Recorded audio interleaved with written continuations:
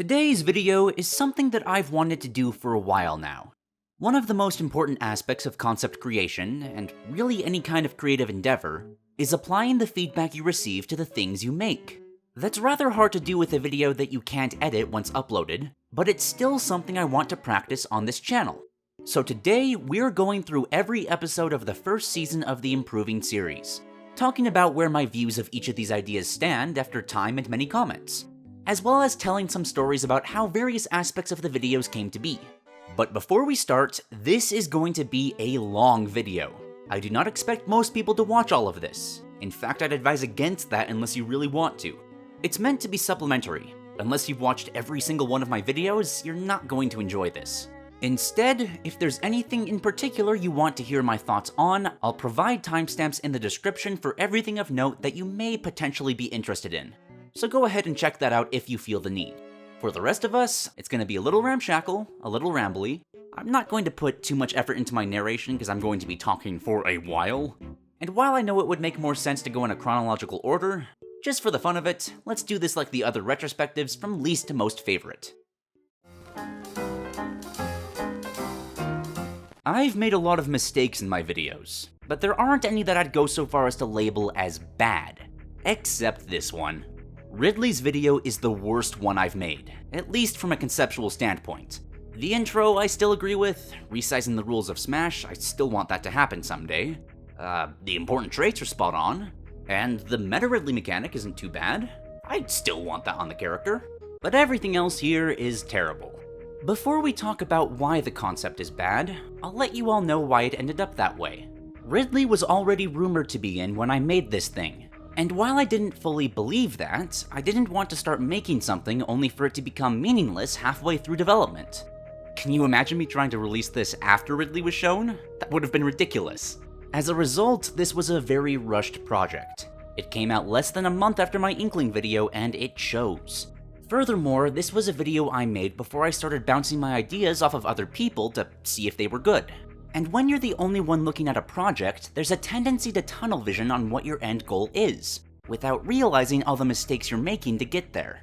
I wanted to show that a larger character could work in Smash, so I started spewing out gimmicks that could allow for that to happen without taking the time to realize that, maybe these shouldn't all be active at once.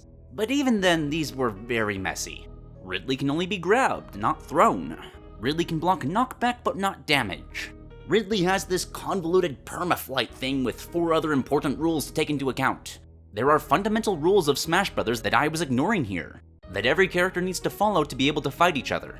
When boiled down, Smash Bros. Is essentially rock, paper, scissors.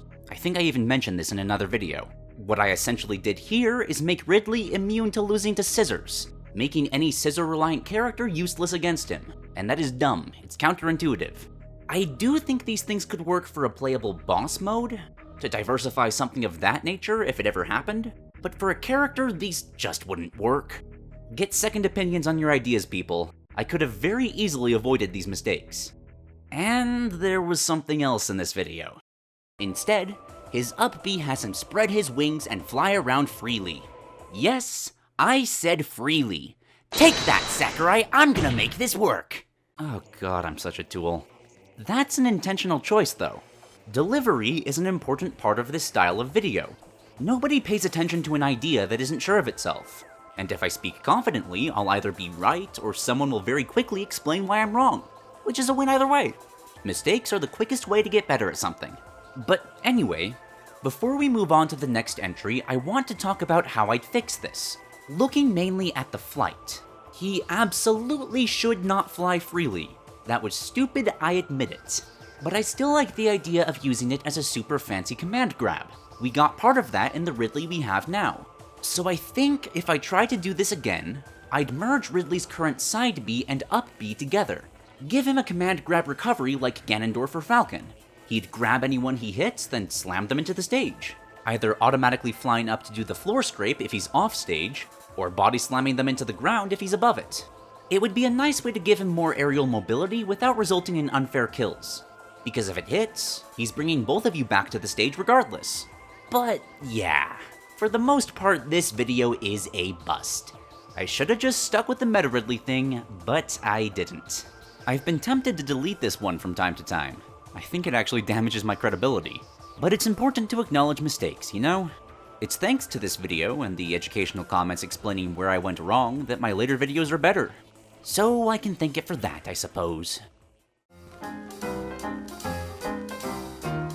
This is a weird placement, as I think there's videos I've made that are worse than Splatoon and Smash, but it's still one of my least favorite. This was very much a video I made because I wanted it to be successful, not because I actually wanted to make it. I am not the biggest Splatoon fan. I adore the concept, but I get motion sick while playing, which is kind of a deal breaker. But Inkling was announced for Smash Brothers, so I wanted to capitalize on the hype. And again, it shows. I made several dumb mistakes here that any Splatoon fan can and did correct me on.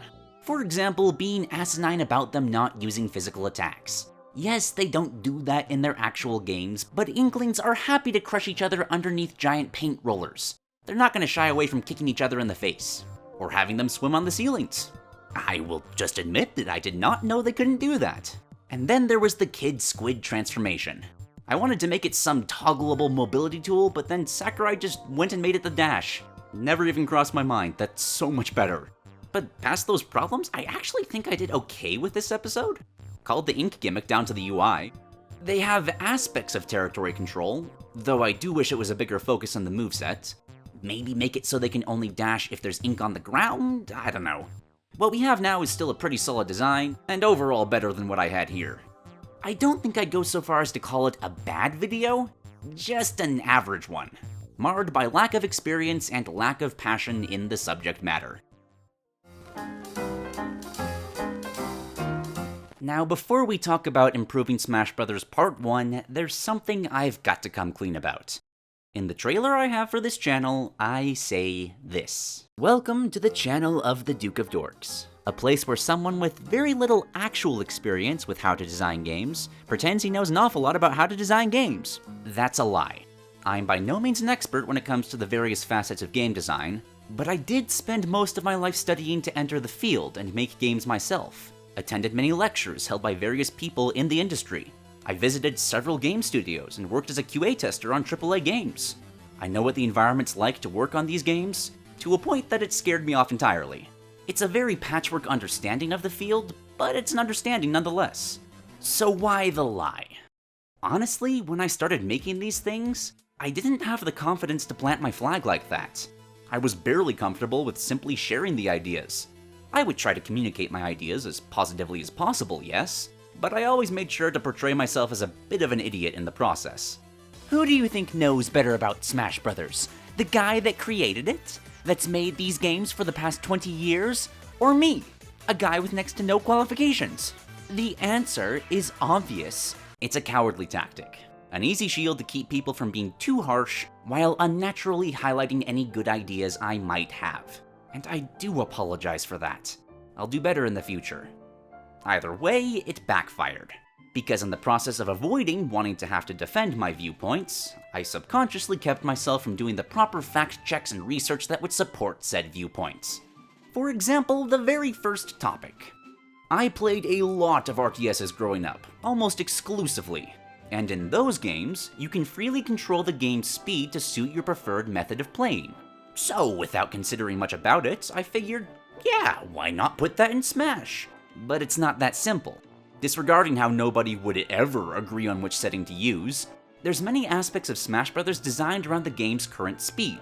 How long you're invulnerable while dodging, how quickly you lose your shield. They're tailored around how quickly people can reasonably be expected to react. You can't just speed that up. You would need to change those fundamental mechanics alongside those speeds, which would be a nightmare to make in balance. The unique shields have a similar problem, though not to the same extent. I do still think there's potential for expansion in this direction, but not the way I talked about here. Back to the whole rock, paper, scissors shtick, paper needs to always be able to fully beat out rock. These ideas of having half effects just muddles the rules. There was a comment that suggested introducing guard specials instead, which is a much better idea. For the rest of the video, it's okay? It's a lesser video in my eyes, less so for the mistakes, and more that I just feel like I could do better. I just want to do more. Talk about more modes, more potential changes. Start talking about rebooting the series instead of simply doing a sequel. But that's a topic for another time. When the improving series started, I didn't have a concrete vision as to what I wanted the series to be. The idea of looking at what games could be was there, but in the beginning the idea was more review-focused, looking at the perceived flaws of an existing game and discussing how they could be fixed. I actually had a Return of Samus video with a nearly complete script before I shifted gears. I'm not going to go so far as to say that this was a bad direction, I just think it's a little boring by comparison. Way too much time is spent with this style talking about features of a game that everybody already knows about. And yes, I still hold the same views I did in this video. Hilariously, despite being the first video I made, I think my stance has changed the least when it comes to this one. The delivery is a bit stilted, but these are all still things I want to see fixed or added in the Breath of the Wild sequel. But this would be so much more fun if I just focused on those cool potential new features, and less on talking about things we already have. Which I kinda already did. The playable Zelda idea is a pseudo-sequel to this video. A lot of these ideas never left my head, and eventually evolved into what that video became. So I'll talk more about all that stuff there, and leave this black sheep of my videos by the wayside. Peach and Daisy's video was another I made more out of obligation than anything else. Daisy had just been shown in Smash, and I felt bad for bad-mouthing her arrival.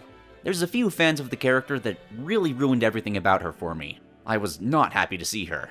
But the actions of a few horrible people shouldn't color one's opinion of the subject as a whole. So I made this as a pseudo-olive branch, I suppose. I don't have a strong connection to either character, and Mario's never been my favorite franchise, but it felt like something I needed to do. However, unlike the Inkling, once I started making this video, I began to have a ton of fun with it, and I'm actually still happy with how this turned out. We've hit that point of the retrospective. For the Peach side of things, I'm pleased as punch with the concept itself. Peach would be a hilarious character if they embraced how she's normally portrayed. A stereotypical damsel in distress, in a fighting game who wins entirely on accident. That would be so funny, and I'm happy with how I tried to rework that. But I didn't talk about one crucial element of my thought process in this video, that resulted in a lot of pushback in the comments. So I'd like to cover that now. When it comes to how a character is portrayed in a crossover, I think it's important to highlight what that character's most famous traits are. Not just with their abilities, but with their personalities as well. The Ridley we got is a great example of this. His animations and sound effects are absolutely brutal. They really sell how vicious of a character he is. Could he have a voice? Absolutely. But there's never been a game where he's spoken, so despite him canonically being able to do so, I don't think he should have one here. But then there's Peach. Peach is not this competent of a fighter. The amount of times that Mario has to save her, I don't believe that for a second. So despite Peach having appearances like, say, Super Princess Peach, or the RPG games, where she has a plethora of unique abilities and does fight, I would ignore those games entirely, because they contradict what this character is known for. It's not what most people think of when they think Princess Peach. Is that fair to the character? Not really. But that's Nintendo's fault for making her useless in the majority of her appearances. Same thing with Daisy. I had so many people suggest that she should reference Sarasa Land and Super Mario Land in her moveset, but apart from being the place that she's originally from, none of that stuff has mattered to her character. Nobody that thinks of Daisy is going to have Tatonga pop to mind first. No, they're gonna think of the sports games, her tomboyish nature, and the massive flower motif she has going for her. I'm not as content with Daisy's moveset here as I am Peach's, but I think that's more of a lack of source material than anything else. I wouldn't change anything here either. Well, there is one thing I would change. Can't exactly use piranha plants anymore, can I? I feel like I should rank this video lower, as this is another mired by being rather single-minded, throwing out tons of ideas without taking the time to properly stitch them together. But the end result isn't too bad. It's very messy for sure, but it creates the skeleton of a design that I would very much want to see Samus use in the future.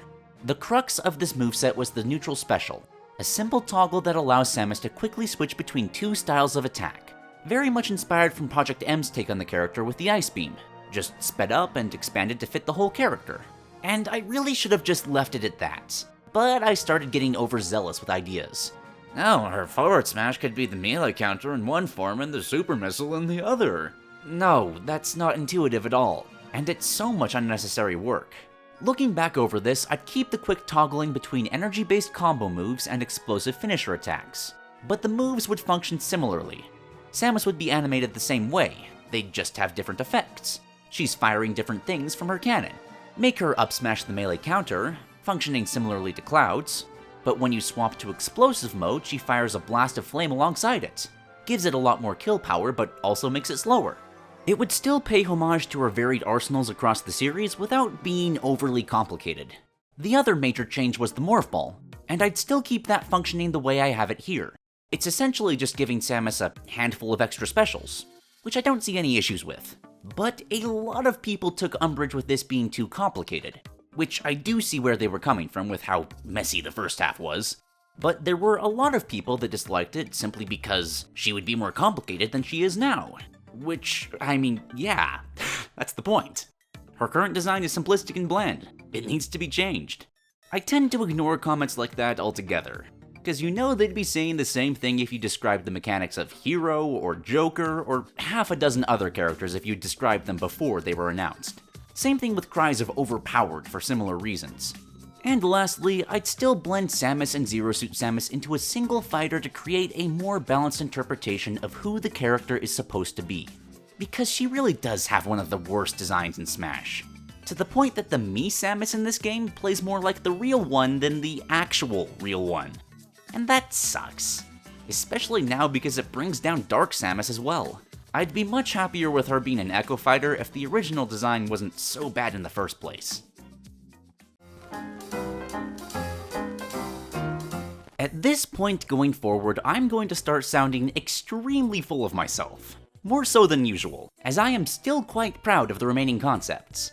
So I apologize in advance for that. But what can I say? Waluigi's video was a ton of fun. Going back to the whole characters should be portrayed around their most famous traits point I offered during Peach's section, I still don't feel like Waluigi has that in terms of famous abilities. The best people come up with is tennis, and that's only because that was his origin. Waluigi's personality is so much stronger, so in your face. It's why people love and hate the character. So I opted for an ability set that would be enhanced by that personality, while being a believable thing for the character to do. And come on, if Waluigi could break the fourth wall and mess with the game overlay, you know he'd do it. So let's take this time to talk about some things that I cut from this. I had an ability for Waluigi to grab his opponent's shield, and pull it off of them, turning it into an item like K. Rool's crown, and making it so they can't shield at all for a few seconds. Cut it because, obviously, that's really broken, but can you imagine how funny it would be to just steal someone's shield? There was also a point where Waluigi was attacking with his own shield, swinging it like a giant pool tube. Combined with the ability to inflate his shield to bigger sizes, it could have had a lot of interesting interactions. Again, could have been funny, but for that one I was having a hard time picturing how that would function. Would he just take the shield out of his pockets? Where does he grab it? How does he put it away? It's not very easy to envision it operating smoothly, so I went with the name bars instead. Lastly, I had a bit talking about victory animations. I wanted Waluigi to have some Sombra-esque victories, where it would play somebody else's animation for a second, only for Waluigi to grab the camera and focus it on himself. There are a ton of things like this in all my videos that are cut. Little side topics that I would look at and realize that I didn't really need them to sell the main concept, is what I would like to say, but in reality I was lazy and wanted to finish the video already. But despite that, I still love this video. Some people disagree with the direction, which I totally respect. Waluigi can be justified doing so many things that I can't expect everyone to agree with my take. But out of all the ideas I've seen, I still like this the best. And I'm only partially saying that because I made it. As a general rule of thumb, the more you do something in your life, the better you become at it. Logically, that should make the Ganondorf video the best one I've made, and in some ways I think it is, but it lacks a personal connection that I have with the remaining two. Still, to further descend into this spiral of self-praise, I am so proud of this one. It's a bit of a low-hanging fruit to go after Ganondorf as a character to be improved in Smash, everybody knows that, but that just made it easier to do this right. Except the Fire Bats. For one, 0 StarCraft jokes mixed in there. I'm disappointed in myself. But more pressingly, where most of this concept clicked into place pretty seamlessly for me, I could not for the life of me settle on a form this would take. There was a point where the bats were faster and would deal no initial damage, instead setting you on fire to deal damage and flinch you over time. I also had one where they did deal damage and were freely aimable, but the knockback of the attack was set to send opponents straight up, like a bomb exploding in your hands. I wanted the full 360 aim for the attack, but it's so hard to do that without making it the easiest gimping tool in the game, and I'm not sold on how it ended up. Also not sold on it being the neutral special. I had a lot of people bring that up and I agree, mostly because somebody pointed out that if the Ganon summon was the neutral special, that would let Kirby create a Kirby-styled Ganon stand, and that just sounds amazing. But for everything else, I could show Sakurai this concept. I am that confident in it. I'm sure he'd promptly put me in my place.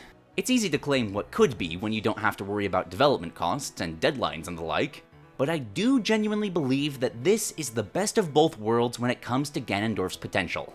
Now, before we move on, there was a very common response to this concept and many others that I want to address here. Lots of people took one look at the video and immediately threw out a red card, because it was changing a character that's already a ton of fun to play. And I totally get that. To be honest, I still kinda miss Ganondorf's old up smash, but I don't think that nostalgia is valuable. It's prevented the evolution of so many characters in the Smash series. Those playstyles still exist. They're still in the older games, you can play them there. So I'd prefer if the future games weren't afraid to change. And to be perfectly honest, I think I'm done with the current version of Smash Bros. Ultimate is a fantastic wrap-up for the series, and I hope it gets supported for as long as possible. But once this game's support is finished, or even alongside that support, I want this series to be rebooted. From the ground up, bring every character back to the drawing board, and evolve the formula in new ways. Make it so characters like this can really meet their full potential. This was the first Smash video I wanted to make. Soon as I decided that I wanted to talk about Smash content, the first thing to jump to my mind was Rayman, as he is the first thing to always jump to my mind when I think that. But I wanted to do that video justice. Didn't want to throw out a half-baked measure. And to be honest, I didn't have faith that it would be well received. Yet, it was. Extremely so. This was the video that catapulted my channel's growth. Largely in part to working on Know Your Moves as well, but I think it was also because this was the first video where I felt like I nailed what I set out to do. I'd seen the idea of Rayman in Smash get written off for years, of people understandably looking at what he does and seeing nothing more than a basic fighter. And even a year later, I can still look back with pride knowing that I proved that wrong.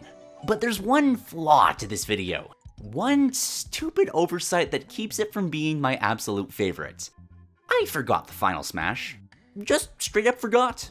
Somehow, through all the time I spent making it, playing Ultimate at the same time, the fact that final Smashes were a mechanic in the game that I should talk about never even crossed my mind. Like, Rayman doesn't have an obvious candidate for a final Smash. There's no super-powered move that he's known for using. But still, come on, me. I think I'd default to the mosquito like most people do. Make it so you can vacuum up players and spit them out as projectiles towards others. But I'd happily replace that if a better idea showed up. But even with that silly oversight, I'll always be proud of this one. Easily my best Smash concept. And who knows? Maybe it stirred up a few sparks for fan demand. And maybe one day that could help see this happen? I can dream, right? I still can't believe what happened with Playable Zelda. Here was this silly idea I'd thrown on Twitter for the fun of it. A little passion project that I couldn't get out of my head, morphing into this strange concept that I was positive would not be received well. At all. It had very little ties to my other content. There was no way YouTube would treat it kindly. And then it became my most popular video. By a really large margin. That's one of the best feelings I've ever experienced. It made all that work, all that time, and all those rewrites worth it. And let me tell you, this concept went through so many rewrites. There was a point where I would walk through how the game would function step by step, like the Pikmin video I just made, detailing everything that could be possible in this hypothetical spin-off, which would have taken hours, so I abandoned that. There was a point where it took cues from Shadow of the Colossus, taking down giant corrupted light spirits to save a realm from destruction. When you'd free those spirits, you'd cure different blights across the world. A giant bird clearing storms, a kraken cleaning the ocean, things like that. Implementing progression into the world itself. As well as sections talking about various things that I felt were missing from the first Breath of the Wild. I had a full story of the potential rivalry between Vaati and Zelda, magic versus science. I talked about better side quests that would actually change up how the world around you functioned, setting up trade routes and guard posts, and so much more. But I ended up cutting all of it, because at the end of the day, what I really wanted to talk about was why I feel like Zelda should get the spotlight. Why a Paragon of Wisdom could be genuinely interesting if played in the Zelda formula, and why this wielder of the Triforce deserves it. And also why it should be as a cyborg, because cyborgs are cool. And you know what? Despite all the philosophical debates of intelligence versus wisdom, yes, this is wisdom, you silly people, and despite how bizarre it is, I adore this video. It's nice to know that I can pull ideas as far out of the left field as I can, and people will still be receptive to them. Because when it comes down to it, that's what I want this channel to be. To get people's brains whirring, to question whether something can be pushed further, and to share those inspirations with others. It was a lot of fun making this first season, and I can guarantee you that the second one will be even better. Or at the very least, weirder. And with that, I have been talking for way too long, so I think I'm just going to end this right here.